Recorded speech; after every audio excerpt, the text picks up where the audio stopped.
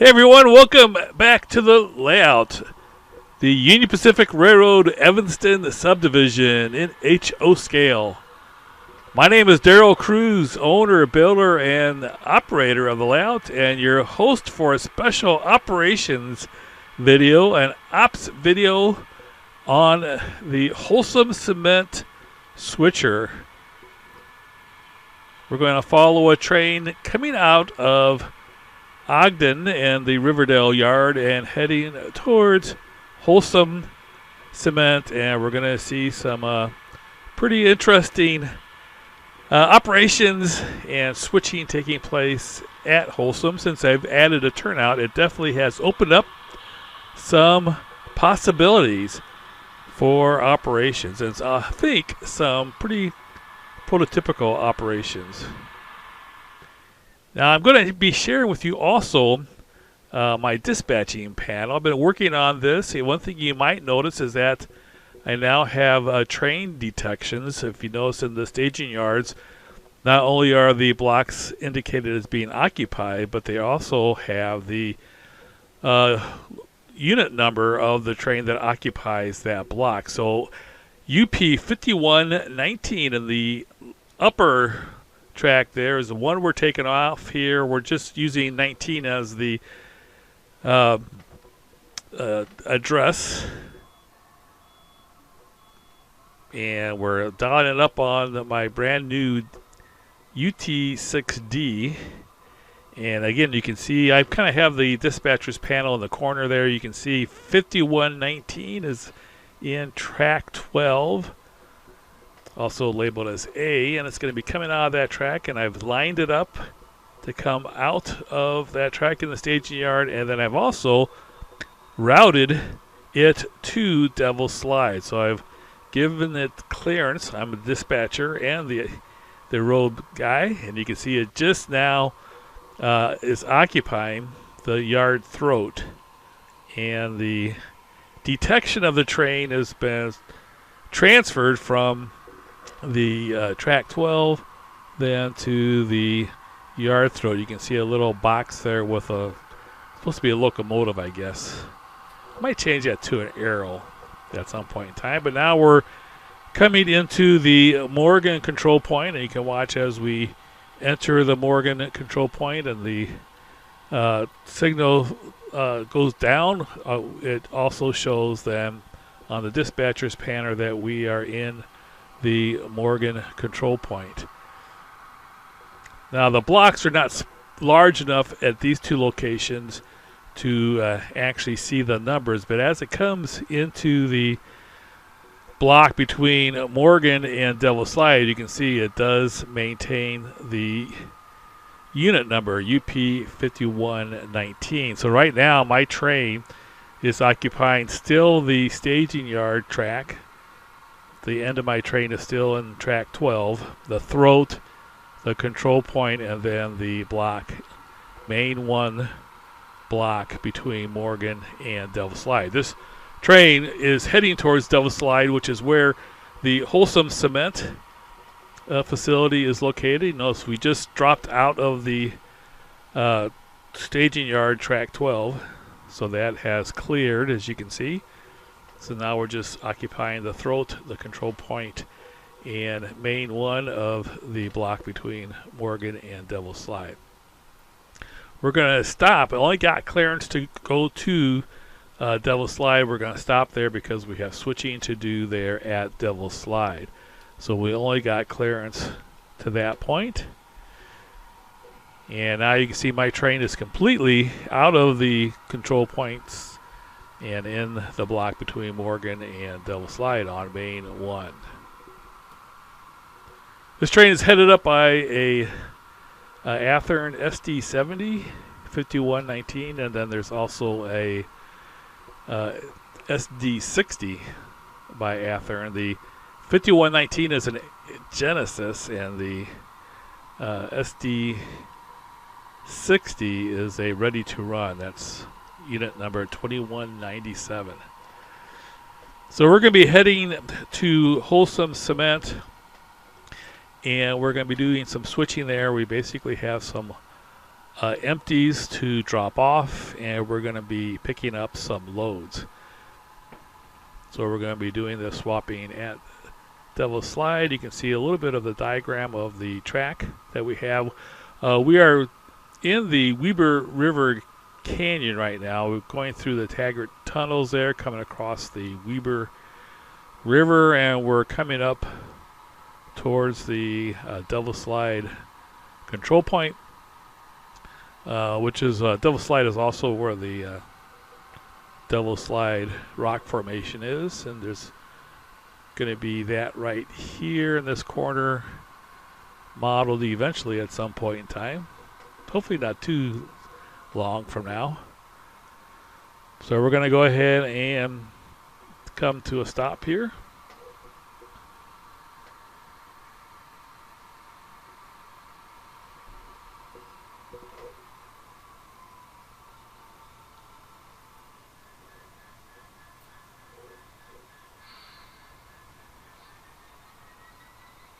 I backed up just a little bit there so that I have a little bit of slack so I can uncouple the cars. We have 5 empties to drop off here.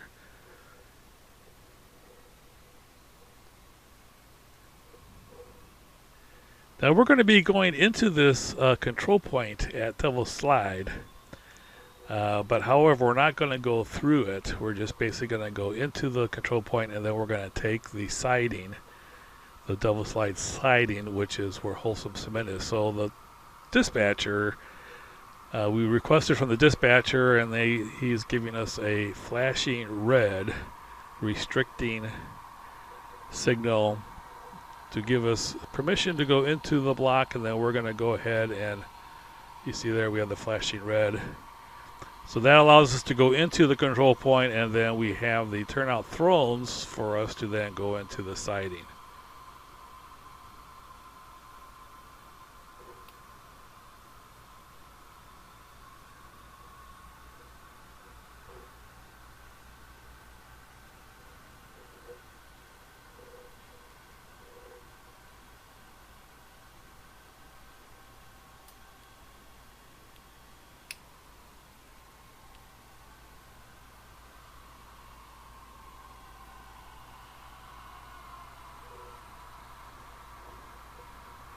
Alright, so our train is completely in the siding and out of the control point. I went ahead and removed the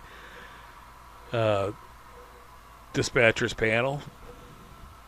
Now the program that I have, Railroad and Company by Friedwald Software, they're out of Germany. I've had it since about 2003.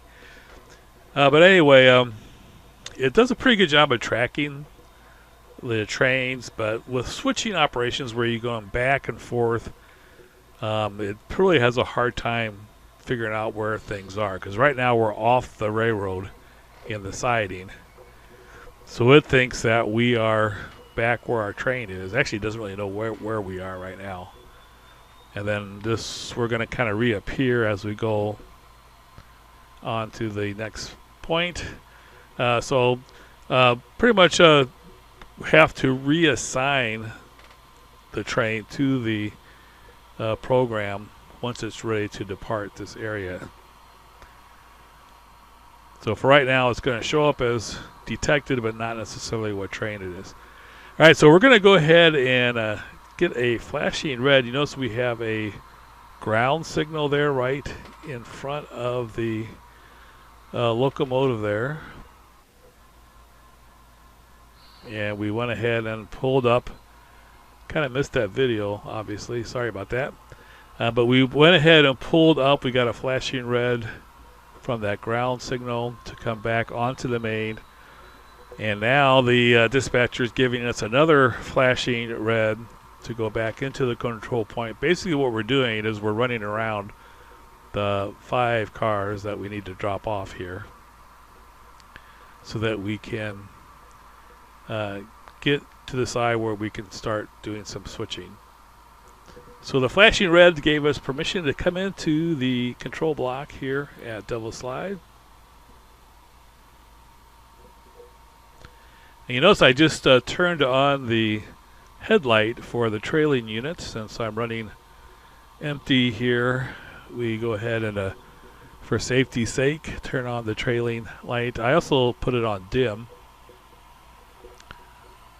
so we don't blind our our brakeman that's throwing switches and uncoupling cars and such.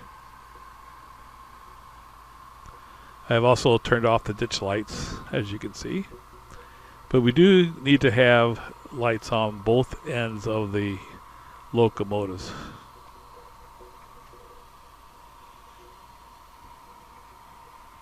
Alright, so now we're clear of the control point, and we're going to want to come back in again. So yes, we will need to get a flashing red again to come into the control point, and we're going to do the same thing. We're going to get into the control point and then take the turnout to the siding. Now those of you who are professional railroad people and have actually done this type of work, I'd be interested to know what type of procedures are used. When we operate, a lot of times the dispatcher and the road people, they just want to do this thing called just giving them time and track. And basically when a dispatcher tells the road crew that they have time and track, they basically are giving the road crew permission to go anywhere they want and throw any turnouts they want to perform their switching operations. What I'm doing at this time is I'm doing the switching operations, but we are having it done with permission from the dispatcher every time. So I'd be interested to know from professional railroaders what type of operation actually takes place. Do they, in fact, give control of a control point completely over to a road crew out on the main line? Or do they require it to get permission to come into and out of the control point each time? I'd be interested to know what the most prototypical procedure is. So please, if you can, leave a comment, especially if you have had experience with this. And if you are a UP operator, that would be even better. I know I'll probably get lots of opinions about it, but be interesting to have a good discussion about that in the comments. So please do that. Now you notice I'm not taking my empties down yet to Holcim Cement. This is an interesting siding because this siding goes across the Weber River, and there's actually a trestle that goes across. So that's going to go right here. There's a road that goes over the Weber River. The Weber River is the plywood that's the lowest point. Then where the truck is, you have the road, and then where the train is of course the siding where it's going to be a trestle. Then you also have the main line. So I'll definitely have some pretty cool operations, or pretty cool scenery that's going to be taking place right here. All right, the reason why I didn't bring them down yet is because I need to first of all get the loads.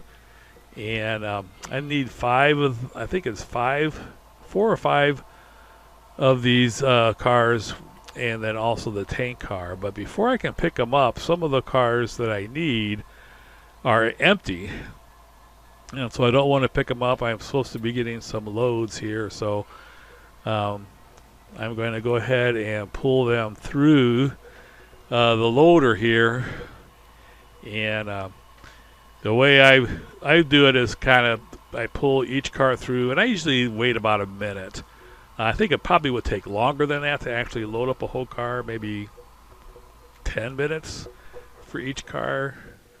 But I just do a minute and as it's loading. Now, while we're doing that, we do have a train coming in the other direction. We have UP 7993 that's at the flyover coming westbound, and the dispatcher, as you can see, is routing it to go ahead and come through. And we'll go ahead and put the dispatcher's panel at the bottom here so you can see with the green arrows, the green that's lined up. This is left hand running. Now right now it's right hand running, what you're looking at here. But then once you get to this crossover here at the flyover, which is also called curvo, the lines cross over each other, and now the railroad becomes left hand running from this point on. And we're going to be coming down the Wasatch grade here. This is a 1.7% grade. This is the original main line laid out in 1869 and is used for the descent from the Wasatch Summit. A more modern main line, which goes underneath this one, was laid out in 1916, and that's used for the upgrade towards the Wasatch Summit.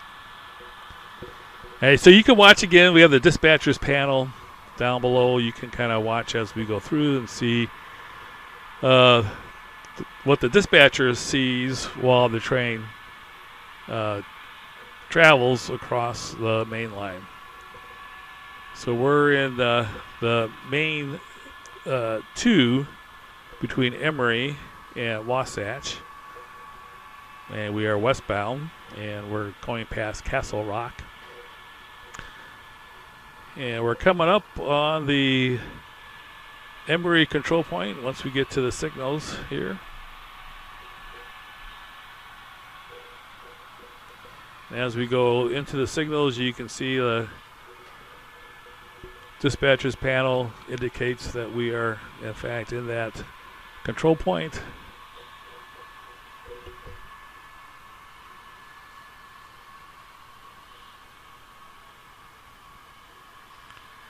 And now we are in the main 2 between Emory and Devil's Slide. So we're again covering 3 detected sections. Now you notice where we're at, where the locomotives are, is more of a boulder type, and back where our train is still in the area east of Emory, it's still says 7993, but it's a little bit faded, so you kind of get an idea of where the locomotives are, and then also where in the block the image of the locomotive is on the side. That's the direction. So the image is on the left, and so we are running from right to left, or westbound, or westward, I should say. All right, this is Echo that we're blowing the horns for. Coming up on Holcim Cement. This is a Scale Trains GEVO 7993. A Scale Trains Tier 4 GEVO 2736. And then the third unit is a Athearn GEVO.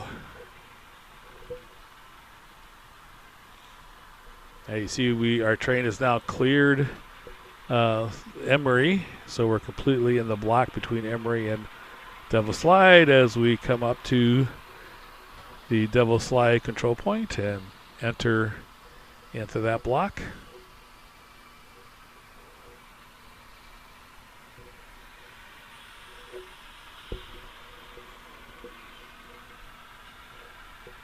This is going to be a 2-part video series. The whole thing runs almost an hour. So we're going to do about 28 minutes in this one, and then another 28 minutes in the second one.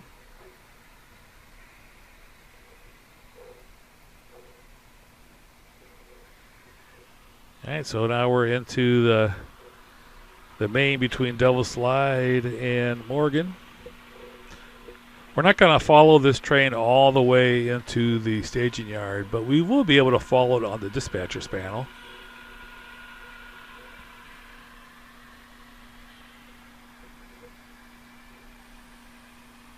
Again, this is the Weber River and Taggart Tunnels. This is Devil's Slide's going to be right there. This is the Devil's Slide control point.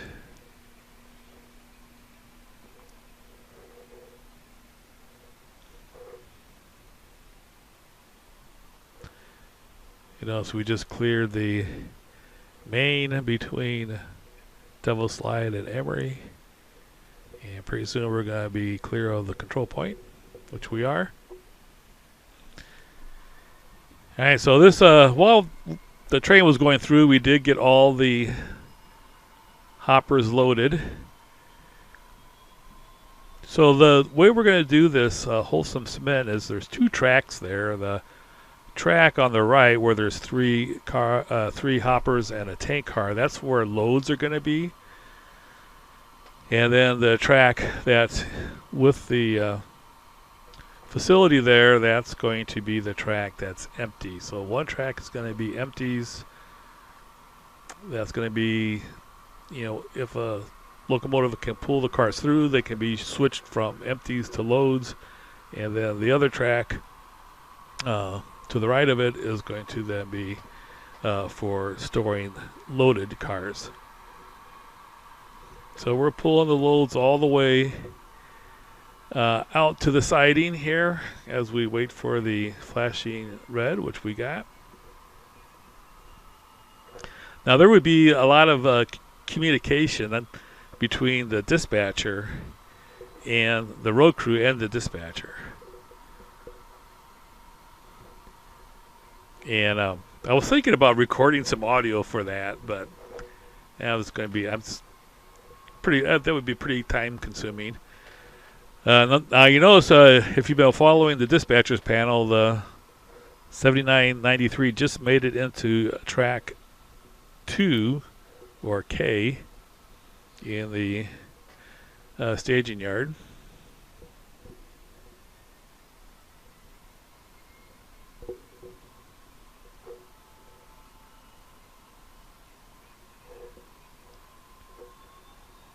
It's now spanning 4 sections, detection sections.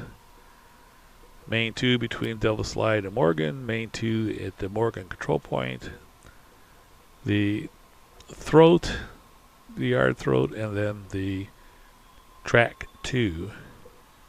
Just cleared main 2 between Morgan and Devil Slide. Alright, so I have these loaded covered hoppers, but now I'm going to take my empties and put them down in the track for empties so that they can be loaded at some point also. Now you notice that the dispatcher's panel still has main 1 between Morgan and Devil Slide as 5119. It doesn't really know that for sure. It just kind of is guessing because the locomotives have been moving all around. That's kind of like the last place it was seen. Once we depart from this area, we'll have to reassign it. Yeah, as you can see, as you could see, the type on the label was faded, which means, okay, this is where it might be or was at one point in time. All right, anyway, back to our empties here that we are pushing into the track for the empties. And I have, I think, 10 cars all together here, the 5 that we're dropping off, and so they're empty, and we're putting them in the empties track. So at some point in time, these will have to be pulled through the loader there. And then the other 5 are ones that I've already just pulled through the loader and ready to take them with me. I'm not going to be taking all of them. Some of the ones that I'm picking up are already in the loaded track. And some of them are ones that I just loaded. Now I moved those cars, by the way, so I could see in between the cars and see where the coupling was. Have to do that every once in a while if your vision is blocked. Alright, so we uncoupled those drop-offs. The 5 cars were dropping off, the 5 empties. And then the cars that we need to pick up are 5 cars amongst the 3 that are in the loaded track and the 5 that we just loaded ourselves. So we're only going to be taking 5 of those, not all 8 of them. This turnout, I'm not really sure how I'm going to power it, but right now I'm just pushing it back and forth.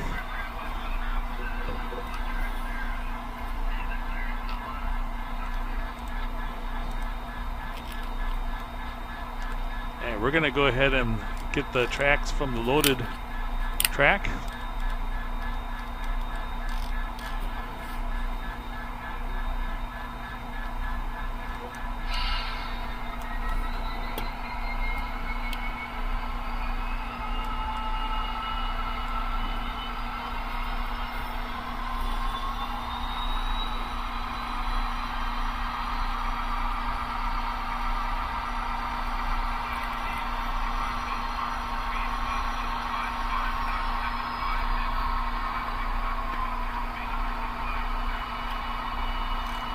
All right, so all these cars are loaded,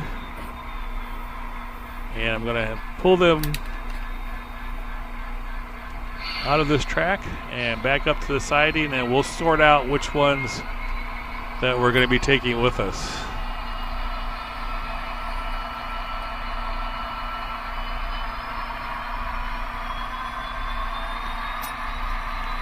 This is going to be it for part 1. We're about almost 28 minutes, about 27 minutes into this video. And as I said, the full video is about almost an hour, about 58 minutes or so, 56 minutes, something like that. So we're going to go ahead and end it here. We'll post the part 2